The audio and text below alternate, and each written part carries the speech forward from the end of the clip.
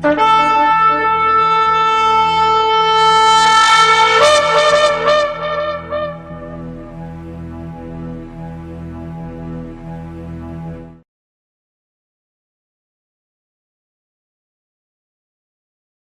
atah Yahweh Eloheinu melech haolam, asher kideshanu b'mitzvotav v'tzivanu la'asok b'divrei Torah.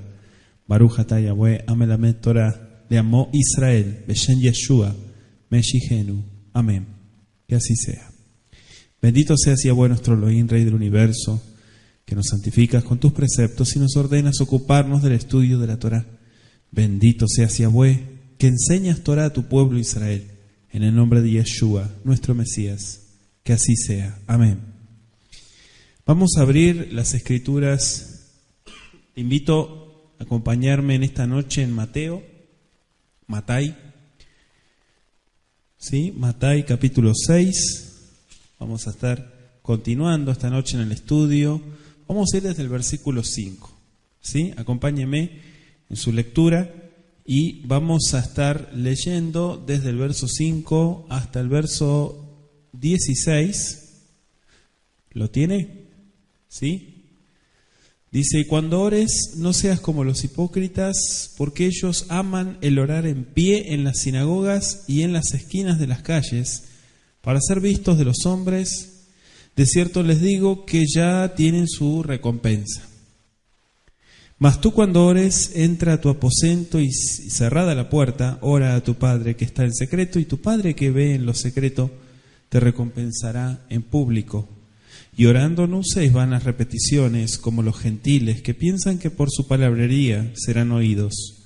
No os hagáis pues semejantes a ellos, porque vuestro Padre sabe de qué cosas tenéis necesidad, antes que vosotros le pidáis. Vosotros pues oraréis así: Padre nuestro que estás en los cielos, santificado sea tu nombre. Venga tu reino, hágase tu voluntad, como en el cielo, así también en la tierra. El pan nuestro de cada día, dánoslo hoy, y perdónanos nuestras deudas, como también nosotros perdonamos a nuestros deudores. Y no nos metas en tentación, mas líbranos del mal, porque tuyo es el reino, y el poder y la gloria por todos los siglos. Amén. Porque si perdonáis a los hombres sus ofensas, os perdonará también a vosotros vuestro Padre celestial. Mas si no perdonáis a los hombres sus ofensas, tampoco vuestro Padre os perdonará vuestras ofensas. Palabra del Eterno. Vamos a leer hasta ahí. Versículo 15, anótelo. ¿Sí? Versículo 15. Bendito sea el Abacadosh por esta lectura que nos permite en esta noche. Muy interesante cómo Yeshua enseña lo que es la oración. Decimos en hebreo la tefilá, ¿verdad? La tefilá, la plegaria, la oración. ¿Sí? Y está muy interesante porque inicia diciendo Behitit palel, cuando vayas a orar, quiere decir Altei, Kajanefim. Altei, ese al quiere decir no te comportes, Altei no seas. ¿Sí? Kajanefim, como los hipócritas. Au avim leitpalel, que aman el orar, beamdam bebatei ignesiot, bepinot, ashebakim, lemaan yaru lifnei adam, amen omer ani lachem, emanasu et seraharam. Él explica claramente en el versículo, mire qué interesante. Cuando vayas a orar, no seas como los hipócritas. Aquí no dice, no está hablando de alguien en particular. Usa el comparativo en hebreo y dice, porque ellos aman el orar en pie, ¿sí? El estar de pie en las sinagogas y en las esquinas de las calles, para ser vistos por la gente. De cierto yo les digo que ya tienen, ¿sí? Dice el texto hebreo, Ani, Amén, Omer, Ani, Lahem, es un dicho de Yeshua. Amén, así de esta manera, Omer, Ani, Lahem, Emma, yo les digo a ustedes que ellos, Nasu et Seharam, ya tienen su recompensa. Ya está sobre ellos su recompensa, dice el texto. ¿Por qué dice los hipócritas? Ya estuvimos estudiando en el versículo 2, si se recuerda, en nuestro estudio anterior. ¿Sí lo escuchó? Si no lo escuchó, se lo dejo de tarea. Hablábamos, sí, de todo lo que se movía en ese entonces. Mire qué interesante que dice en pie. Hay un rezo judío que se llama, no sé si usted lo escuchó, se llama Amidá. ¿Sí? Amidá viene del verbo la'amod, que la'amod significa estar de pie, estar parado. ¿Sí? Estar derechito. Y en el judaísmo ortodoxo se pronuncia esa bendición juntamente con la Sheva Brajot, ¿sí? Y Shemoneh Esrei también. Pero ¿qué es lo que realmente lleva a eso? Como un precepto, ¿sí? Como un mandamiento, estar de pie. Y usted ve, ¿sí? No sé si le tocó verlo, pero ve en esos servicios que se paran, se vuelven a sentar, se paran, dan un pasito para adelante, dos para atrás. ¿Sí? Toda una liturgia. Suena católica esa palabra, ¿verdad? Pero es exactamente eso. Dice, aman el estar en pie en las sinagogas. ¿Pero qué? ¿Delante del Eterno? No, para ser visto por los hombres, dice Mashiach. Aquel que escudriña la mente y el corazón. Y la referencia aquí es a las horas regulares de la oración, el Shaharit, ¿sí? El Shaharit, luego está el Minjá, que es casi el mediodía, y el Arbit, que es por la noche. Por la mañana, por la tarde, al anochecer, le dejo Lucas 1:9, habitualmente el templo y las sinagogas eran los lugares de oración. ¿Sí? Quienes no podían orar en esos lugares establecidos, podían orar en el campo, en casa o en su cama. Pero fíjese qué interesante que más tarde la tradición estableció que ciertas oraciones debían pronunciarse de pie. Otras mientras estaba sentado, caminando, incluso en la época bíblica, montando un burro, ¿sí? O acostado en la cama. ¿Dónde está eso? ¿De dónde me estoy basando? Eso está escrito en el Talmud, en el Tratado de Berajot 30a. ¿Sí? También en el Midrash lo menciona. Hay un Midrash del Salmo 4, la sección 9, 23b. Ahí lo puede encontrar. Las esquinas de las calles, dice Mashiach. En estos lugares públicos se realizaban en la época bíblica transacciones comerciales. Si los fariseos se encontraban en las esquinas de las calles, como dice Mashiach, ¿sí? Ubepinot al-shebakim, así dijo él en hebreo, a la hora designada para la oración asumían una actitud de oración y en alta voz recitaban las frases formales que comúnmente empleaban ellos para orar. Sin duda, muchos se las arreglaban para estar en lugares públicos a esas horas especiales. ¿Sí? Qué tontería, ¿verdad? Pero bueno, Mashiach que escudriña el corazón, Mashiach decíamos la vez pasada que escudriña las intenciones de lo que uno hace. No es simplemente los frutos, yo doy fruto. No, momento. ¿Cuáles son las intenciones por lo que estás haciendo eso? Eso es lo que cuenta, eso es lo que pesa delante del Eterno. No lo otro.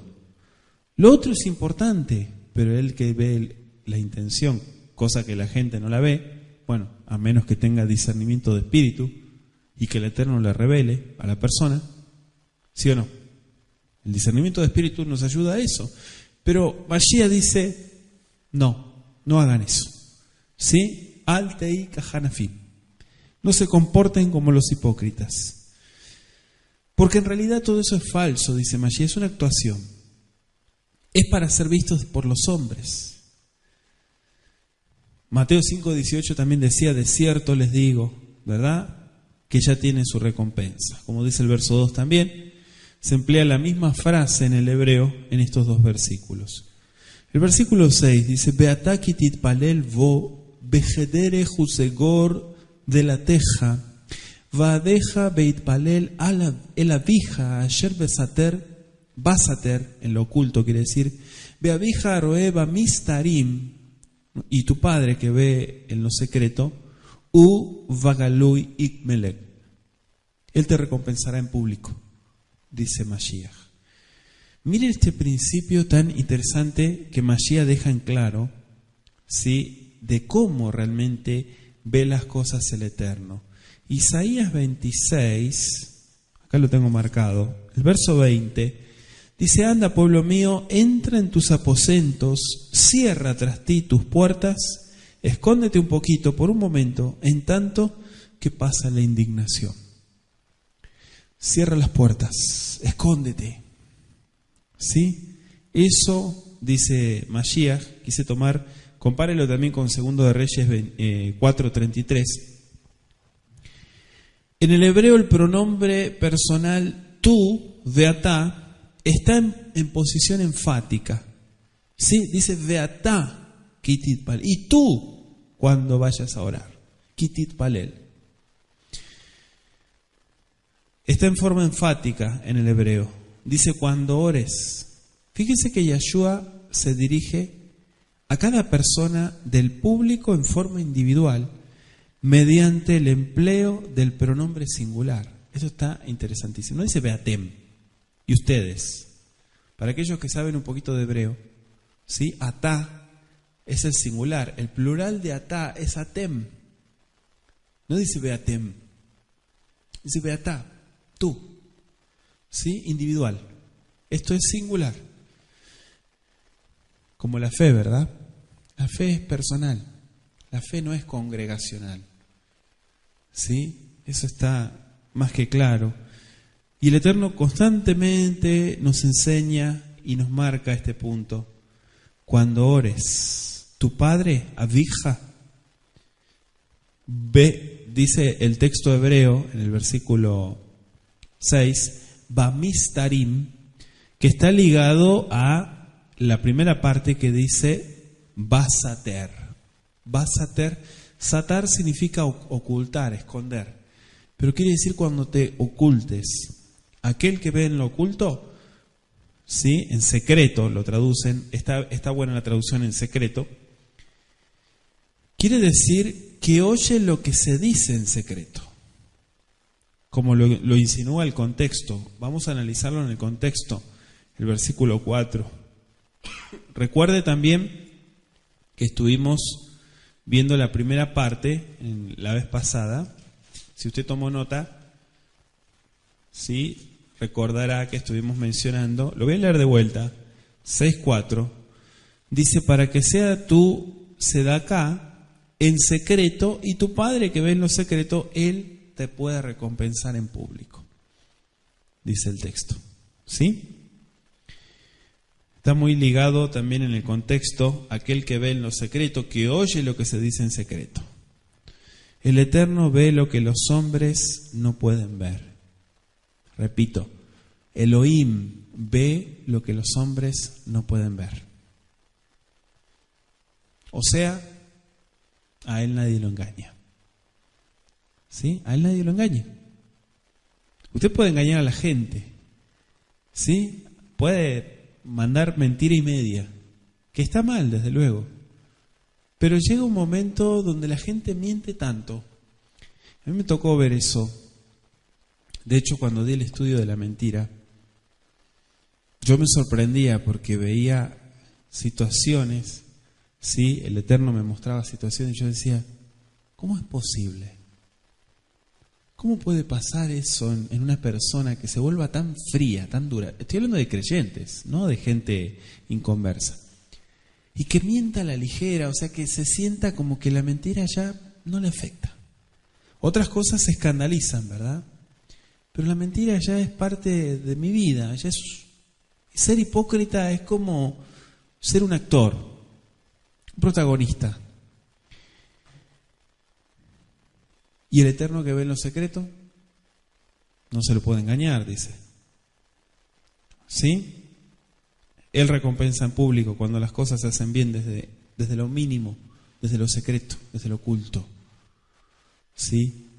No necesitamos estar delante de la gente para hacer ciertas cosas. cuando estamos solos, en casa, ¿sí? En casa, en donde estemos, sabemos quiénes somos y sabemos delante de quién estamos parados. Sabemos, somos conscientes. Si no somos conscientes, entonces no hemos nacido de nuevo.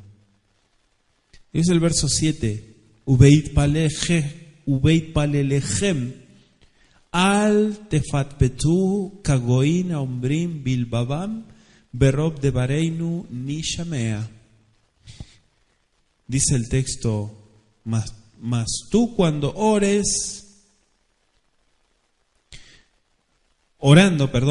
ustedes orando, no usen vanas repeticiones como los goim, acá dice los gentiles, que piensan que por sus bla bla bla, ¿sí? Por sus devarim, sus palabrerías, serán oídos. Así está escrito. ¿Sí? Estoy en el versículo 7. Berob de bareinu nishamea. Ahí está en voz pasiva, ¿no? Serán oídos, se traduce. Orando, ustedes al orar, aquí lo que sigue es una continuación del mismo tema, no la introducción de otro asunto, no. Dice, no usen vanas repeticiones. Y el verbo es interesante que solo aparece aquí por el uso que se le da a la palabra. Se ha sugerido, hay traducciones que lo pusieron como parlotear. ¿Sí? Por eso yo decía bla, bla, bla. Parlotear. Hablar sin pensar lo que se dice. Anótelo. Balbucear. ¿Sí? Parlotear, hablar sin saber lo que se dice, balbucear o charlar mucho. Hay gente que le gusta hablar mucho, ¿verdad?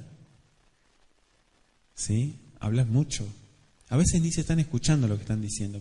Les gusta hablar, les gusta que lo escuchen. Hablan. Y no escuchan al otro, no saben escuchar. Pero lo más triste de esto es que ni siquiera son conscientes de lo que están hablando. O sea, pasan 5 o 10 segundos y se olvidaron de lo que acababan de decir. ¿Sí? Este verbo que usa la Escritura está muy ligado a eso. Hablar mucho, charlar. Y Yeshua no prohibió toda repetición porque él mismo empleó la repetición. O sea, él no dice, no hagan repeticiones. De hecho, la cultura hebrea es una cultura de repetición. ¿Sí? Beshinantam, dice. Las repetirás a tus hijos. Hablarás de ellas cuando estés en tu casa. O sea, la Torá es repetición. Es algo constante, ¿no? El estudio de Torá no es, lo estudio una vez y ya me lo aprendí. Mentira, eso no es cierto. El estudio de Torá es repetición, otra vez. Voy a repasar este tema, voy a repasar esto. ¿Sí? Él no está negando la repetición. Él lo que está hablando es de un acto que no está ligado a la Torá. ¿Sí? Dice Kagoim, como los gentiles. Primero de Reyes, hay un texto que me vino a la mente. Primero de Reyes 18.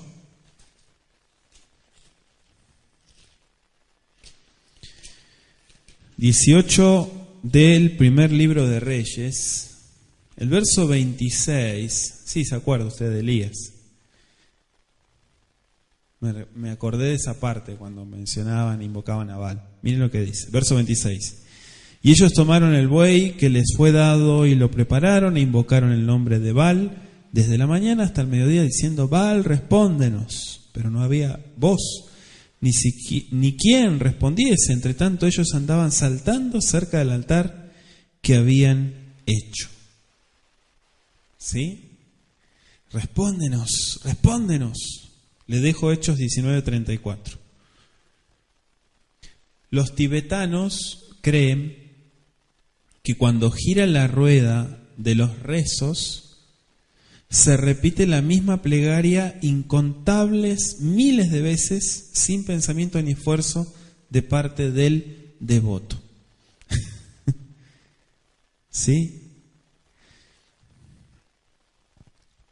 usted sabe el catolicismo y tantas cosas tanta idolatría, ¿no? Tanta tontería que se hace sin sentido, sin conocimiento alguno, y se inculca a otros, que es lo peor, ¿no?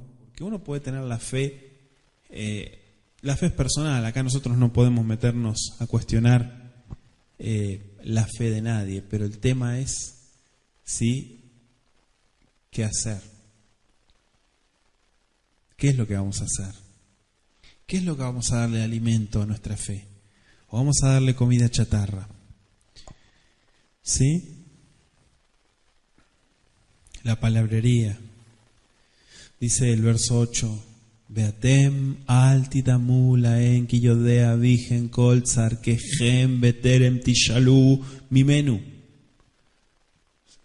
Fíjese, vuestro Padre conoce, dice Mashiach. O sea, como diciendo, Él no ignora. Él no ignora todo esto. Estoy en el verso 8. No se hagan pues semejantes a ellos, porque vuestro Padre sabe de qué cosas tenéis necesidad antes que vosotros le pidáis. ¿Qué dijo Mashiach? ¿No hay que pedir? No dijo eso. Él dijo, te lo voy a explicar de esta manera sencilla. Tu oración, punto número 1, tiene que ser de corazón. Punto número 2, sí, nuestra oración, además de ser de corazón, tiene que ir al grano. No podemos estar dando palabrerías y repeticiones, porque la alabanza ya está en nuestros labios. Hay gente que dice, no, yo si no leo el Sidur tanto, el Teilat Hashem o este o el otro, Birkat Shlomo, tengo aquel, tengo este, eso es como que me motiva. Yo no creo, tal vez esté equivocado, pero no creo que usted necesite de eso para acercarse al Creador. No creo. Si lo que usted busca es religión, seguramente el Sidur va a ser lo más adecuado para acercarse a su Dios, entre comillas. Pero el Eterno está diciendo acá, lo más importante no es, primero y principal, no es hacer las cosas en público. Segundo, la oración es algo personal, es algo íntimo. Es como el talit. Ahí anda con el talit, hasta por la calle anda con el talit. ¿Sí? Mostrándose todo envuelto con el talit. Si el talit es algo para uso íntimo, en la intimidad, ahí mostrando el talit, va para un lado, para otro, hasta se enrieda con los tzitzit. ¿Sí? ¿Me entiende lo que voy? El Eterno dice, tu intimidad, ahí te quiero ver, dice el Eterno, ahí quiero que estés.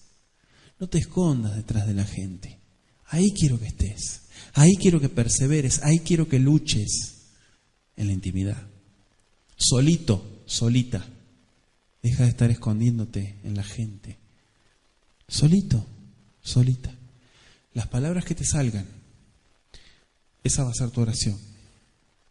No hay que leer un libro, no hay que leer un rezo escrito, ¿sí? Una liturgia prescrita, no. La evidencia textual tiende a confirmar el texto tal como aparece, ¿sí? Elohim, vuestro Padre, sabe muy bien. O sea, la oración no le da a Elohim informaciones que de otro modo no podría saber. Tampoco es un medio para convencerlo de que haga lo que de otro modo no querría hacer. La oración nos une con el omnisapiente, con aquel que todo lo sabe, y condiciona nuestra voluntad. ¿Para qué? Para que operemos eficazmente con la voluntad divina. Le voy a explicar esto. Tal vez usted me diga, no entiendo. Yo pensé que si yo hacía oración, iba a cambiar, iba a torcer el brazo del Eterno para que las cosas cambien. No es así. La oración es para unirme al sentir y a la voluntad del Creador, no para que se haga mi capricho. Para eso no es la oración. Y si no se hace lo que yo estoy pidiendo, no sea católico, compórtese bien. Lo que usted tiene que hacer es usted apegarse, vidrahab alej, a los caminos, ¿sí? Bealachta vidrahab, dice Deuteronomio. En sus caminos te apegarás. Quiere decir que su voluntad tengo que conocerla, y la oración es una conexión, no es todo, pero es una conexión para que entendamos lo que realmente es de parte del Eterno. No para decir, si esto no cambia de aquí a la semana que viene, yo empiezo a hacer el berrinche espiritual, ¿sí? Ya empiezo a culpar, ya empiezo a... No, pero no entendiste, no te explicaron bien lo que es la oración. No es eso. Primero que la oración es conversar con Elohim, es tener comunión con Él. Pero esa comunión no es manipularlo a Él, porque Él no es manipulable. El Eterno no es manipulable. ¿Se entiende? Yo estoy cansado de escuchar a la gente que piense que actúa de esa manera. No es así. Él es soberano, su voluntad es suprema. ¿Te guste o no te guste? Su voluntad es suprema. Lo que hay que hacer es bajar los humos, bajarse del caballito espiritual y empezar a humillarse delante de Él. Entonces Él te da a conocer y me da a conocer su voluntad. Él está detrás de lo simple, no detrás del circo. ¿Escuchó? El circo es para convencer a la gente de algo. ¿Sí? ¿Por qué cree que nosotros estamos solamente compartiendo estudios? ¿Hace qué? 2 años. ¿Cuánto hace que estamos compartiendo puro estudio? Como 2 años. Poco menos. Bueno. Porque el Eterno dejó en claro ese punto. A lo que vamos. A lo que vamos. El estudio.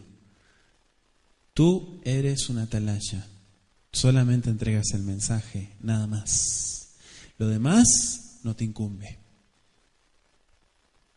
Me costó entenderlo, lo entendí, lo asumí y lo llevé a la práctica. ¿Por qué? Porque el Eterno me marcó la diferencia.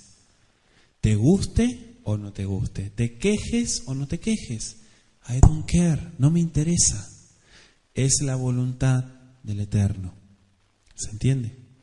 Entonces, la oración nos lleva a eso. Aquel que no ora está papando moscas. Aquel que no ora está en otra realidad. Está en una burbuja. Y cuando esa burbuja, ¡ping!, se explota, ahí despierta y se golpea con la realidad. Es triste. Pero aquel que no está en oración no va a poder percibir las cosas del Eterno como realmente son. Va a tener una falsa realidad y un maquillaje que seguramente la religión le vendió. Versículo 9. Lahem lo tipalelu avinu shebashamay nitkadash shemecha. Dice el versículo 9, ustedes pues tienen que orar de esta manera. Avinu shebashamay, Padre nuestro que estás en los cielos. Dice el texto 9, Itkadash shemecha, santificado sea tu nombre. Mire qué interesante, ¿sí? Avinu sheba shamayim. Este pronombre enfático, Beatem, y Yeshua se estaba dirigiendo especialmente a casi a los 12. Anótelo, Atem se refiere a los 12. Los primeros elegidos para el reino de los cielos. ¿Sí? Eso lo vimos en Mateo 5. Entonces aquí la palabra ustedes contrasta con los hipócritas del capítulo 6, verso 2 y los gentiles del versículo 7. Ustedes orarán así. Es decir, siguiendo este modelo, no necesariamente empleando las mismas palabras, ¿no? Como muchos han pensado, que tiene que ser tal cual, como si fuera una oración mágica, que, ay, me equivoqué en una palabra, ya lo dije mal. No, no es así.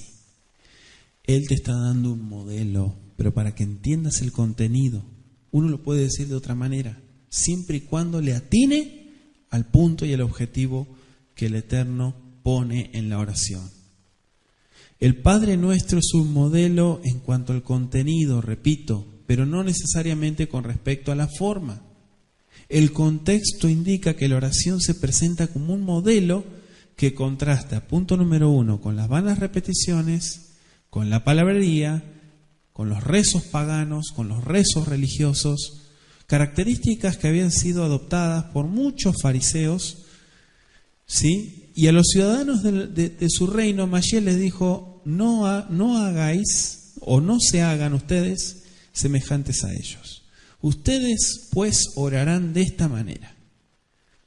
¿Sí? Sobre todo los versos 9 y 10 se parece mucho en idea como en fraseología. ¿Sí? Y muchos dicen, aquí lo que estamos viendo es el Kadish. El Kadish, una antigua oración judía, ¿sí? Proveniente del siglo I, ¿sí? Quizá, aparentemente se conoce a partir de ahí, que se emplea regularmente en diversos cultos de las sinagogas en el mundo antiguo. Hay un parecido. Podría sugerir que al enseñar Yeshua, el Avinu Sheba Shamayim, empleó frases conocidas por el público que lo escuchaba, que lo oía. En todo caso, tanto el Kadish como el Avinu Sheba Shamayim tienen sus raíces en el Tanaj. Daniel 2.20, Job 1.21, Salmo 113, verso 2. ¿Sí? Donde se expresan ideas comunes, contenidos, como decíamos, de las dos oraciones. Si bien el Kadish, ¿sí? Yo he escuchado que muchos dicen, no, lo que Yeshua enseñó fue el Kadish. No necesariamente fue el Kadish. Hay muchas oraciones que se conocían también en ese entonces Yeshua trató de usar la didáctica. ¿Para qué? Para acercarse a la gente y para que pudiera conocer lo que se estaba enseñando. En parte por esto Yeshua no fue reconocido como el personaje central del Tanaj ni como el cumplimiento de sus profecías. Las oraciones habían llegado a ser largas y llenas de repeticiones y la sinceridad del pensamiento y de la expresión se habían oscurecido por una forma, podríamos decir, literaria, impersonal. Entonces, muchas frases bonitas, ¿sí? Cargadas de palabrerías, pero en realidad con un contenido hueco. Y Yeshua dijo, ustedes tienen que orar de esta manera. Lo usa como un comparativo. Avinu Sheba Shamayim. Primer punto, reconocimiento de que somos hijos de nuestro Padre Celestial. Baruch Hashem. ¿Sí? Eso es lo primero, en cada oración. Avinu Sheba Shamayim. Avinu, nuestro Padre. Quiere decir, acá está tu hijo. Cuando decimos Avinu, acá está tu hijo. Al decirle nuestro Padre, nos estamos refiriendo a que nosotros estamos, no solamente que Él es nuestro Padre, sino que nosotros estamos abajo y Él está arriba. ¿Sí? Posiblemente seamos indignos de llamarle Padre, pero siempre que lo hagamos con sinceridad, Él nos recibe con regocijo. Lucas, capítulo 15, versos 21 al 24. Y nos reconoce como hijos en verdad. El que Elohim sea nuestro Padre nos une como creyentes, ¿sí? En esa comunión, en la fe, en la emuná, con todos los que con sinceridad y en verdad reconocen, ¿sí? Al Eterno, bendito sea Él. Por eso dice, Sheb Bashamayim, que estás en los cielos. A pesar de la estrecha relación personal que pueda existir entre los hombres y su Padre, que está en el cielo, sus hijos terrenos siempre percibirán la infinita majestad y la grandeza de Boreolam. Le dejo Isaías 57:15. ¿Sí? Somos insignificantes. Esa es la realidad. El reconocimiento de que Elohim está en el cielo y tú sobre la tierra, como dice Eclesiastés 5:2, lleva al corazón contrito a ese espíritu de reverencia y humildad, que es la primera condición para la salvación. ¿Sí? La humildad. Recibir las cosas con humildad. Presentarte delante del Eterno con humildad. Santificado, Id Kadash, significa considerar sagrado, santo. ¿Sí? Esa es la palabra que utilizan acá. El nombre de Elohim es honrado de dos modos. Uno, mediante actos divinos que inducen a los hombres a reconocer y a reverenciar a Yahweh como Elohim. Dos, mediante las acciones de los hombres que le honran como Elohim y le rinden la adoración y la obediencia a sus mandamientos. Por eso dice, santificado sea tu nombre. Cuando uno entiende lo que está diciendo, ¿sí? Es pesado. Pesado de contenido, no pesado de llevar. Quiero decir que es algo muy importante. Según el uso moderno, un nombre no es más que un medio de identificar a una persona, pero en tiempos bíblicos el nombre de una persona estaba más íntimamente ligado a ella como individuo.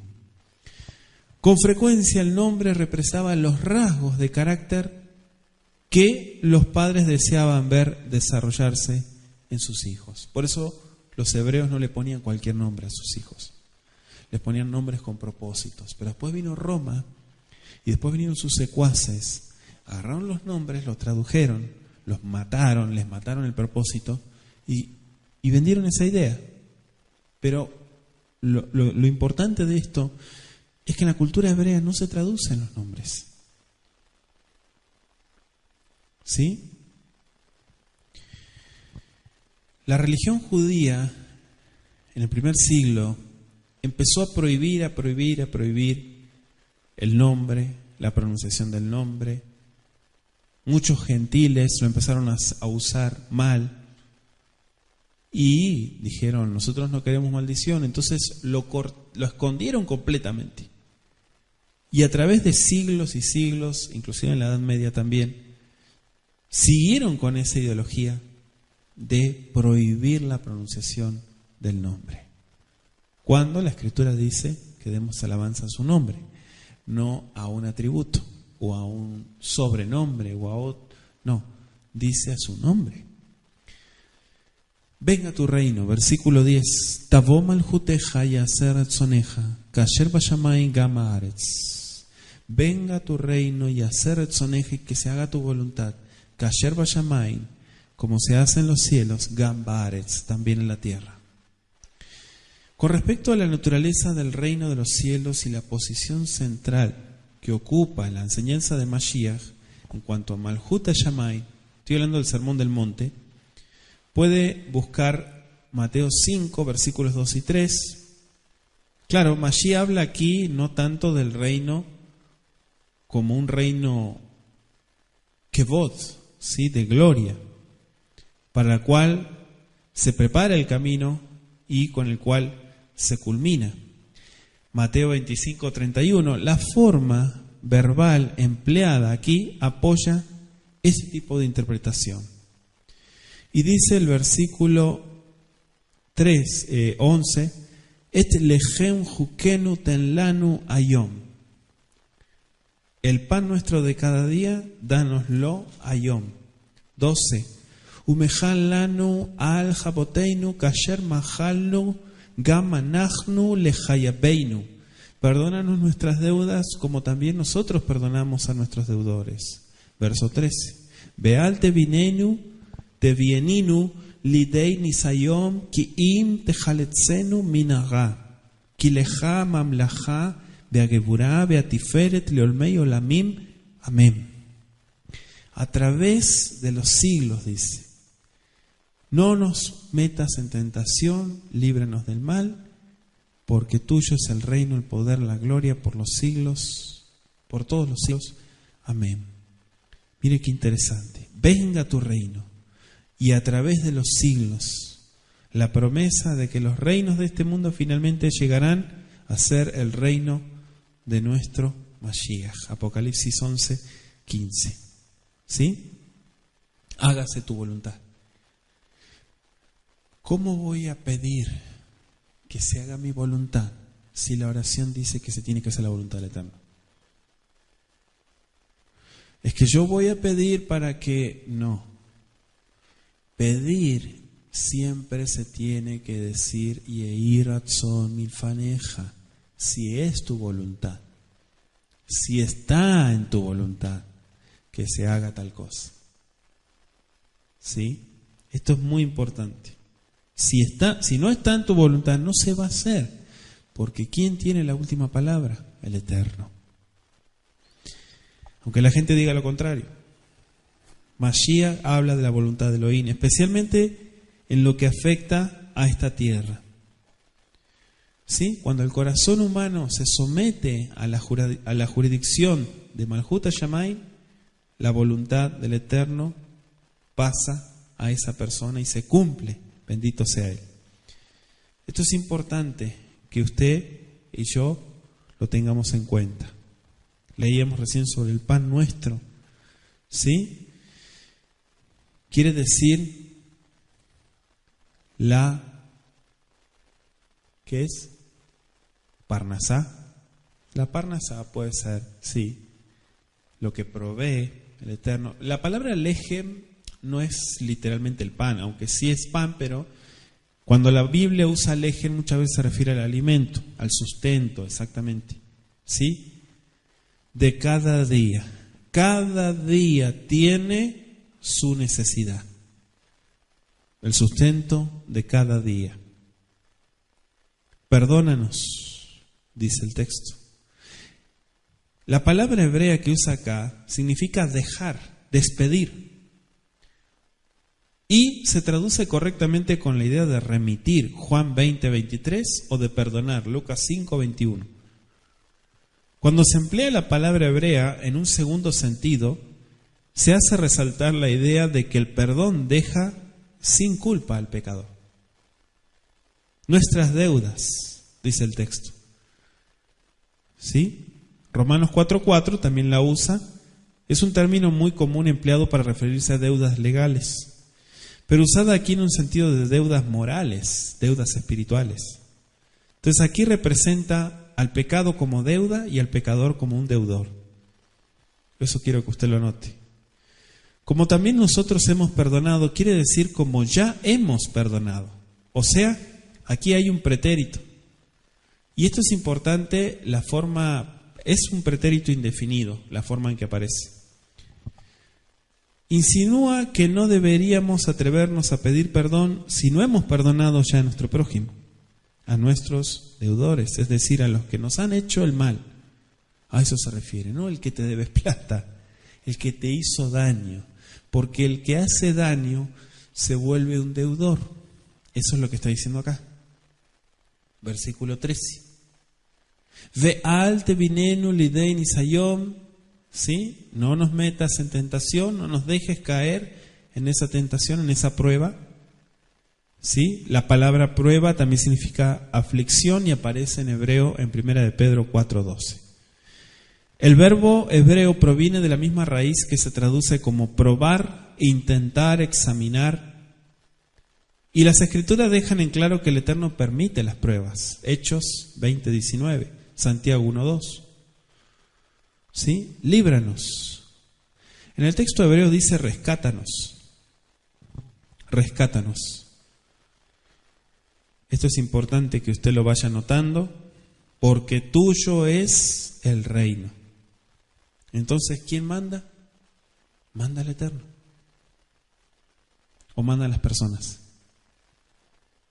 Manda el Eterno. Tuyo es el reino. Entonces se hace lo que tú dices y estableces. ¿Sí? Amén. Verso 14. Ki im timchalu livnei adam al hatotam imlach gam lachem abichen shebashamayim. Mire qué interesante, estoy en el 6:14. Porque si perdonáis a los hombres sus ofensas, os perdonará también vosotros, vuestro Padre Celestial. Si ustedes perdonan, serán perdonados. Mateo 18:23 al 35. Y le dejo Marcos 11, 25 y 26. Las ofensas. ¿Sí? Como decíamos recién, las deudas son ofensas. Verso 15. Ve'im lo timchalu libnei adam gam avichen lo mimchalaboteichen. Lajatoteichen, perdón. Si ustedes se oponen a perdonar, no esperen ser perdonados por Elohim, dice el verso 15. Eso está más que claro. Primera de Juan 4:20, Mateo 7:12. ¿Sí? Esto es importantísimo, porque el que no está dispuesto a perdonar a otros no merece recibir el perdón. Esperar de otros lo que uno mismo no está dispuesto a hacer es la esencia ¿de qué? Del egoísmo. ¿Sí? Y es pecado. Si Elohim perdonará al que no perdona, estaría, ¿sí? ¿Qué? Estaría condenando su falta y le estaría dando lo que éste en realidad no quiere. Elohim no podría perdonar a tal persona y ser al mismo tiempo leal a su carácter justo, porque eso sería injusto. Solo cuando estamos en armonía con nuestro prójimo, podemos estar en armonía con Yahweh, con Elohim. ¿Por qué? Porque lo dice la Escritura. La evidencia textual sugiere, sí, que nosotros tenemos, vamos a leerlo, primera de Juan 4, ahí después de Pedro. 20. ¿Anotó Mateo 7:12? Dice, si alguno dice yo amo a Elohim y aborrece a su hermano, es un mentiroso, pues el que no ama a su hermano a quien ha visto, ¿cómo puede amar a Elohim a quien no ha visto? Es ilógico. Entonces, este es el punto que dejamos, marcamos hasta acá, ¿sí? Versículo 15, y vamos a pedirle al Eterno que nos siga dirigiendo en su enseñanza, en su palabra. Ribono Shel Olam, amo del universo, bendito seas por la enseñanza que nos das, por la instrucción. Te pedimos que sigas dirigiéndonos, que nos des un hermoso descanso, Padre eterno, y que podamos atesorar cada una de estas palabras de este Brit Hadashah, Sefer Matai, que estamos estudiando, Boreolam. Gracias, Padre, por el entendimiento que nos das y por tu consejo. Beshen Yeshua Meshihenu. Amén. Que así sea.